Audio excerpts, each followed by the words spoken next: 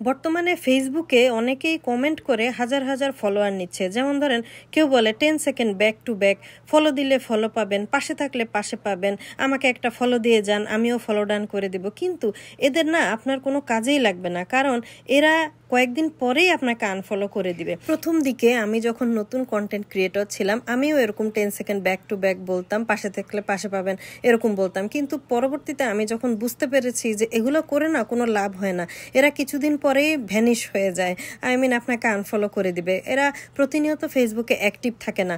সুতরাং আমি আমার অভিজ্ঞতা থেকে বলছি যে এগুলি করলে আপনারা সাময়িক ফলোয়ার পাবেন ঠিকই, কিন্তু এতে করে আপনার ফেসবুকের রিচ ডাউন হয়ে যাবে এবং এদের কোনো আপনার কাজেই লাগবে না। অতএব এই ধরনের 10 সেকেন্ড ব্যাক টু ব্যাক, পাশে থাকলে পাশে পাবেন, এগুলি না করে বরং আপনারা একটা ভালো কন্টেন্ট ক্রিয়েট করার চেষ্টা করেন, যাতে করে মানুষ প্রাণ ভরে আপনার ভিডিওটা দেখে এবং আপনাকে ফলো দিয়ে পাশে থাকে।